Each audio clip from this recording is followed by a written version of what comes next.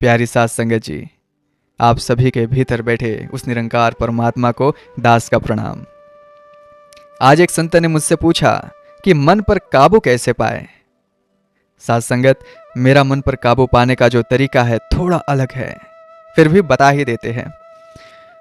साथ संगत, यह मन बड़ा चंचल है, बड़ा शक्तिशाली है। अर्जुन जैसा महान योद्धा जिसने पूरी दुनिया को जीतने का सामर्थ्य रखा, उसने भी भगवान कृष्ण के सामने हाथ जोड़ दिए और कहा, चंचलम ही मनः कृष्ण प्रमाथि बलवत दृढ़म तस्याहम निग्रहम मन्ये वायुरिवस् दुष्करम। अर्थात, हे कृष्ण, यह मन बड़ा चंचल प्रमथन स्वभाव वाला, बड़ा दृढ़ और बलवान है। इसको वश में करना तो मैं वायु को मुट्ठी में रोकने के समान अत्यंत दुष्कर मानता हूं। सोचिए साथ संगत जी, जब अर्जुन को यह इतना कठिन लगा तो हम और आप तो साधारण मनुष्य हुए, लेकिन इसका यह अर्थ नहीं कि यह असंभव है। भगवान ने इसका उत्तर भी दिया साथ संगत। उन्होंने कहा, अभ्यास और वैराग्य से ही यह संभव है। आज मैं आपको कोई किताबी ज्ञान नहीं दूंगा, मैं अपना अनुभव साझा करूंगा। मैं अपने मन को कैसे साधता हूं, कैसे उसे शांत रखता हूं, यह आपको बताऊंगा। देखिए, जो अवस्था मैं आपको बताने जा रहा हूं वह एक ऊंची अवस्था है, लेकिन इसका यह अर्थ बिल्कुल नहीं है कि जो संसारी है, जो गृहस्थी है, वे इसका पालन नहीं कर सकते। बिल्कुल कर सकते हैं, बल्कि इस अवस्था में वही व्यक्ति ज्यादा देर टिक सकता है संतो, जिसे इस सत्य निरंकार का बोध हो गया हो, जिसके मन में यह स्पष्ट हो गया हो कि यही सत्य है और ऐसा करने से ही ऐसा होगा। तो मैं जो कहने जा रहा हूं साथ संगत, उसका प्रमाण हमारे शास्त्रों में, हमारे संतों की वाणी में भरा पड़ा है। मैं उन प्रमाणों को देकर अपनी बात रखूंगा ताकि आपके मन में विश्वास जगे, क्योंकि हमारा काम ही तो आपको विश्वास दिलाना है, आपको उस मार्ग पर चलाना है। तो थोड़ा ध्यान दीजिए। मेरे जीवन में एक मोड़ तब आया साथ संगत, जब मुझे कुछ सत्यों का स्पष्ट बोध हो गया। पहला सत्य है साथ संगत, पुनर्जन्म का। आज का विज्ञान साथ संगत माने या फिर ना माने, लेकिन यह एक ध्रुव सत्य है। मैंने उन सिद्धों से, उन योगियों से बात की है, उनके सानिध्य में रहा हूं, जिन्हें अपने पिछले जन्मों का स्पष्ट स्मरण है। मैं स्वयं जिस सिद्ध पुरुष के पास साधना के लिए 15 दिन रहा संतो, उन्होंने अपनी 28 जन्मों की यात्रा देखी थी, और कुछ सूक्ष्म अनुभूतियां मेरी भी है, जिन्होंने मेरे इस विश्वास को 100% दृढ़ कर दिया कि यह शरीर ही अंत नहीं है, यह यात्रा बहुत लंबी है। यह बात मुझे तब और स्पष्ट हो गई संतो, जब मैंने गीता में भगवान कृष्ण का वह वचन पढ़ा। अर्जुन ने पूछा था कि प्रभु, अगर कोई साधक योग के मार्ग पर चले और इस जन्म में सिद्धि ना पा सके तो उसकी क्या गति होती है? क्या वह छिन्न भिन्न बादल की तरह नष्ट हो जाते हैं? तब भगवान ने कितना सुंदर आश्वासन दिया। उन्होंने कहा, नेहा भी क्रमणासोस्थि प्रत्यवायो न विद्यते स्वल्पमप्यस्य धर्मस्य त्रायते महतो भयात्।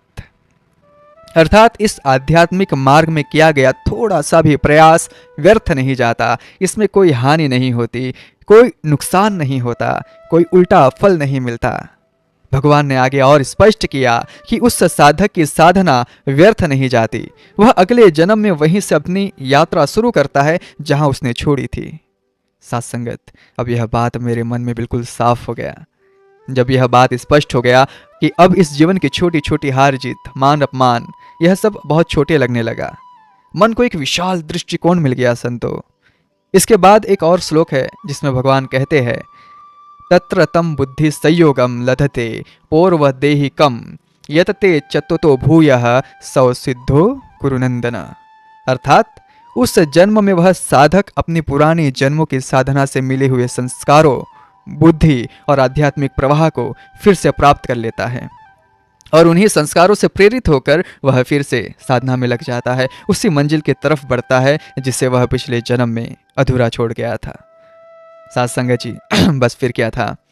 जिसे मैंने अनुभव किया, जिसे मैंने देखा, बिल्कुल वही बात गीता में लिखी मिली तो विश्वास तो पूरा हो गया। अब दूसरी बात जो मेरे मन में पत्थर की लकीर की तरह बैठ गई संतो, वह है परमात्मा का धाम और उनका स्मरण। साथ संगत, अगर आप निरंतर निरंकार परमात्मा का स्मरण करते हैं, ध्यान से सुनो, तो आप उन्हीं को प्राप्त होते हैं, और जो देवताओं का स्मरण करते हैं वे देवताओं के धाम में जाते हैं। साथ संगत, बहुत से सिद्ध योगी अपने सूक्ष्म शरीर से उन लोकों की, उन धामों की यात्रा करते हैं। यह धाम स्थूल नहीं है संतो, यह सूक्ष्म जगत में स्थित है। यह कोई कल्पना नहीं है, यह एक वास्तविकता है। साथ संगत, अगर आप मेरी बात नहीं मानते तो भगवान कृष्ण की ही बात मान लो, जो स्वयं परमात्मा अपनी बात लोगों तक पहुंचाने के लिए साकार रूप में आकर कह रहे हैं, यान्ति देवव्रता देवान पितृनियान्ति पितृवता भूतान यान्ति भूते चा यान्ति मध्याचिनोपि माम। जो देवताओं की पूजा करते हैं वे देव लोगों को प्राप्त होते हैं, जो पितरों का पूजन करते हैं वे पितृलोक को जाते हैं, जो भूत प्रेत या फिर निम्न शक्तियों की पूजा करते हैं वे उन्हीं स्तर को प्राप्त होते हैं, और जो केवल मेरी यानी निरंकार परमात्मा का स्मरण करते हैं वे मुझे प्राप्त होते हैं। साथ संगत, मैं यह सब आपको क्यों बता रहा हूं? क्योंकि आगे जो मैं बताऊंगा वह आपको सरलता से समझ आ जाए। बस थोड़ा समय मुझे और दीजिए संतो, थोड़ा धैर्य रखिए, आपको पता चल जाएगा कि मैं अपने मन को कैसे काबू करता हूं। इसलिए मैं जिस अवस्था में आकर आपसे बात कर रहा हूं संतो, उस अवस्था का एहसास आपको कराने के लिए, ताकि आप मेरी बात समझ पाए, इसीलिए मुझे यह सब बातें आपको कहनी पड़ रही हैं। साथ संगत जी, जब मुझे यह दो बातें स्पष्ट हो गई तो तीसरा सत्य अपने आप प्रकट हो गया। वह यह है कि हमें यह जो मनुष्य जन्म मिला है इसमें एक अद्भुत शक्ति मिली है, जागरूकता की, चेतना की, सोचने की शक्ति, जो शक्ति मनुष्य से नीचे की योनियों को नहीं मिली है ना। साथ संगत, अब इस शक्ति का उपयोग आप कहाँ करते हैं, यही सब कुछ तय करता है। आप इसका उपयोग संसार के चिंतन में करेंगे तो आपका समय जाएगा, और समय ही तो जीवन है संतो। और जब आप इसी समय को, इसी चिंतन को परमात्मा की ओर मोड़ देते हैं तो वही आपकी सेवा बन जाता है, आपकी साधना बन जाता है। भगवान स्वयं कहते हैं, अनन्यास चिंतयन्तो माम ये जनाः पर्युपासते तेषां नित्याभियुक्तानां योगक्षेमं वहाम्यहम्। जो अनन्य भाव से मेरा ही चिंतन करते हैं, मेरा भजन करते हैं, वह नित्य निरंतर मुझ में लगे हुए भक्तों का योग क्षेम का मैं खुद वहम करता हूं और अंत में उसमें प्राप्त हो जाता हूं। सोचिए कितना बड़ा आश्वासन है। अब यहीं पर संतो एक बहुत सुंदर कथा आती है। जब भगवान श्री कृष्ण का अवतार कार्य पूरा होने को था संतो, और वह जाने की तैयारी में थे, तो उद्धव जैसे भक्तों ने व्याकुल होकर पूछा कि प्रभु आप तो चले जाएंगे, पर हमारा उद्धार कैसे होगा, हम कलयुगी जीवों का क्या होगा? भगवान मुस्कुराए और बोले, तो तुम मेरा चिंतन करना। उद्धव ने आश्चर्य से कहा, बस प्रभु, बस इतना ही करना है? भगवान ने कहा, हाँ बस इतना ही करना है, लेकिन एक बात याद रखना, अंत समय में, मृत्यु के क्षण में जो मेरा चिंतन करेगा वह मेरे धाम को प्राप्त होगा। पर अंत समय में तुम्हें वही याद आएगा जिसका चिंतन तुमने पूरा जीवन किया है। यह बात मेरे हृदय में उतर गई संतो, और पूरी जिंदगी फिल्मों और रील्स, दुनियादारी, लड़ाई झगड़े में अगर मैंने निकाल दी तो अंत समय में राम या फिर कृष्ण या फिर निरंकार कहाँ से याद आएंगे? वही सब तो याद आएंगे जिनका मैंने चिंतन किया। इसीलिए जब मुझे यह स्पष्ट हो गया तो मेरे जीवन से व्यर्थ की चीजें अपने आप निकलने लगी। मैं रील्स नहीं देखता, मेरे जीवन में कोई व्यर्थ के संबंध नहीं है, मेरे जीवन में कोई भी प्रेमिका नहीं। मैं संसार की किसी वस्तु को इतना मूल्यवान नहीं समझता कि उसके लिए अपने परमात्मा को भूल जाऊं। मेरे हृदय में, मेरे विचारों में सिर्फ एक ही चिंतन है, मेरे परमात्मा का। और यह तभी हो सकता है जब आपका थोड़ा सा प्रयास और सद्गुरु और निरंकार की बड़ी सी कृपा होती है। और साथ संगत, जब आपके मन में 24 घंटे परमात्मा का चिंतन चलता है तो मन में व्यर्थ के विचारों के लिए जगह ही कहाँ बचती है। मन वैसे ही पवित्र हो जाता है, ज्ञान से भर जाता है, शांत और सुकून में रहने लगता है। और यह तो आप जीते जी पा रहे हैं संतो। मृत्यु के बाद तो परम गति निश्चित हो जाती है, क्योंकि यह मेरा वचन नहीं संतो, यह स्वयं भगवान का वचन है। सर्वधर्मान परित्यज्य माम एकम शरणम व्रजः अहम त्वा सर्व पाप्योभ्यो मोक्षयिष्यामि मा शुचः। सब धर्मों को, सारे आश्रयों को त्याग कर तू केवल एक मेरी शरण में आ जा, मैं तुझे संपूर्ण पापों से मुक्त कर दूंगा, तू शोक मत कर। जब भगवान स्वयं आश्वासन दे रहे हैं साथ संगत, तो फिर संदेह कैसा? बस इसी एक विश्वास ने मेरे मन को साथ संगत दिशा दे दी। अब वह भागता नहीं, वह ठहर गया है। अब अपने स्रोत में, अपने परमात्मा में, अपने स्वरूप में ठहर गया है। साथ संगत जी, जितना मैंने जाना और अनुभव किया है साथ संगत, उसका तो मैंने आपको सिर्फ 10% ही बताया है। फिर भी देखो आपके मन में इस बात का कितना विश्वास बन गया है। जीवन, मृत्यु और मृत्यु के बाद की बात पर भी एक विश्वास बना रहा है आपके मन में। तो सोचो मेरे मन में कितना विश्वास होगा। मुझे इस निरंकार परमात्मा पर इतना विश्वास है संतो कि स्वयं सदगुरु आकर भी कह दे कि राहुल, मैंने जो तुझे ब्रह्म ज्ञान दिया है वह झूठ है, गलत है, तो मैं सदगुरु की बात का भी विश्वास नहीं करूंगा। प्यारी साथ संगत जी, साथ संगत, अब प्रश्न उठता है कि जब यह बोध गहरा हो जाता है, जब यह सिर्फ बौद्धिक ज्ञान न रहकर अनुभूति बन जाता है, तब क्या होता है? तब जीवन कैसे बदलता है? साथ संगत जी, तब यह संसार, यह पूरा जगत आपको एक स्वप्न की भांति लगने लगता है।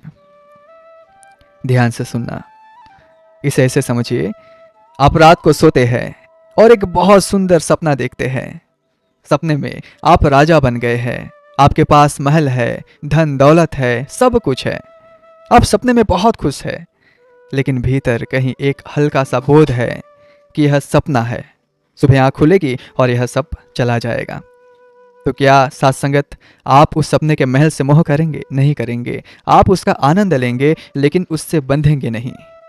ठीक इसी तरह साथ संगत, जब ज्ञानी को यह बोध हो जाता है कि यह जीवन, यह संसार, यह शरीर सब नश्वर है, एक यात्रा का पड़ाव मात्र है, तो वह इस संसार में रहता तो है संतो, लेकिन इससे लिप्त नहीं होता।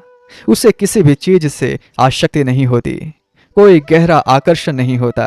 मन हर चीज से अनासक्त होने लगता है। एक समय ऐसा आता है जब साधना गहरी होती है तो आपको यह सांस से भी बोझ लगने लगती है। साथ संगत, जब मैं ध्यान के गहराई में उतरता हूँ तो एक अवस्था आती है जहाँ परम शांति होती है, परम आनंद होता है। उस आनंद में यह आती जाती श्वास भी एक बाधा सी लगने लगती है। मन कहता है कि भाई क्यों चल रही है, रुक जा, मेरे और मेरे आनंद के बीच में क्यों आ रही है। यह वैराग्य की पराकाष्ठा है साथ संगत। उस अवस्था में आपको आनंद के लिए कहीं बाहर नहीं जाना पड़ता, आप स्वयं आनंद का स्रोत बन जाते हैं। आपके पास जो आता है वह भी उस आनंद की तरंगों को महसूस करता है, शांत हो जाता है। इसका अर्थ यह नहीं कि आप पत्थर दिल हो जाते हैं संतो, ऐसा बिल्कुल नहीं है। प्रेम और करुणा तो और बढ़ जाती है, लेकिन मोह नष्ट हो जाता है। आपका अपने परिवार से भी मोह हट जाता है। आप प्रकृति के नियम को, विधाता के विधान को स्वीकार कर लेते हैं। अगर कल आपको यह खबर मिले कि आपके परिवार में से कोई नहीं रहा, तो आप साधारण व्यक्ति की तरह बिलकते नहीं है।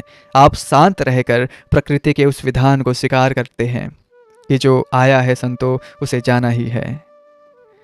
हाँ, लेकिन एक बात का ध्यान रखना बहुत जरूरी है। मन में यह अफसोस नहीं रहना चाहिए कि जब तक वे जीवित थे मैंने उनके प्रति अपना कर्तव्य नहीं निभाया। और यही पर धर्म का सबसे बड़ा रहस्य छिपा है, कर्तव्य। अब भगवान श्री राम का जीवन देखिए, उनका पूरा जीवन संतो कर्तव्य का एक महाकाव्य है। उन्होंने हर कर्तव्य को धर्म और मर्यादा की कसौटी पर कसकर निभाया है। सच मानिए संतो, जब आप अपने जीवन के कर्तव्यों को पूरी निष्ठा और ईमानदारी से निभाते हैं तो बस इतने से ही ईश्वर प्रसन्न हो जाते हैं। यदि आप एक पिता है, एक माँ है, एक पुत्र है, एक कर्मचारी है, जो भी आपकी भूमिका है उसके प्रति अगर जो आपका धर्म है, जो आपका कर्तव्य है, अगर आपने बस उसी को ठीक से निभा लिया तो यही आपकी सबसे बड़ी तपस्या बन जाती है। आपको अलग से पहाड़ों में जाकर साधना करने से जो फल मिलता है वही फल आपको अपने कर्तव्यों को निभाने में मिल जाएगा। इसलिए संतो, अपने कर्तव्यों को निभाओ, अपने मन को, अपने तन को पवित्र रखो। आज के समय में सबसे बड़ी तपस्या यही है कि इंसान अपने कर्तव्यों से विमुख ना हो और अपवित्रता से बचा रहे। जो यह कर लेता है संतो, उस पर परमात्मा की कृपा अपने आप बरसती है। तो अंत में सार यही है कि जब आप इस अवस्था में पहुंचते हैं तो संसार से आपका लगाव उतना नहीं रह जाता। परमात्मा ही आपके लिए सब कुछ हो जाते हैं। आपका केंद्र, आपका लक्ष्य, आपका प्रेम, सब कुछ वही हो जाते हैं। उस अवस्था में अगर कोई आपसे अगर कह दे कि मैं तुम्हें यह सारा ब्रह्मांड दे दूंगा, तीनों लोगों का राज्य दे दूंगा, तो आपके मन में क्या आएगा? आपके मन में आएगा कि बस नहीं, यह सब तो मैं अनंत जन्मों से भोगता आ रहा हूँ। कभी कीड़ा बना, कभी देवता बना, कभी राजा बना, कभी रंक बना, सब देख लिया। अब और नहीं चाहिए, अब तो बस मुझे मुक्ति चाहिए, मुझे अपने परमात्मा का धाम चाहिए। मन की यही अवस्था है संतो, मन पर काबू पाना, मन को मारना नहीं है संतो, मन को मिटाना नहीं है संतो। मन तो एक शक्ति है, बस उसकी दिशा बदल देनी है। जो मन पहले संसार की ओर, भोग की ओर दौड़ता था, अब उसी मन को परमात्मा की ओर, अपने स्वरूप की ओर मोड़ देना है। जिस दिन आपने यह कर लिया, उसी दिन आप मन के गुलाम नहीं, मन के स्वामी बन जाएंगे। और जिस दिन आप मन के स्वामी बन गए, उस दिन से आप परमात्मा के योग्य हो जाएंगे। उस दिन से परमात्मा आपको स्वीकार कर लेंगे। और जब परमात्मा स्वीकार कर ले तो संतो फिर उनके द्वारा बनाया गया यह सारा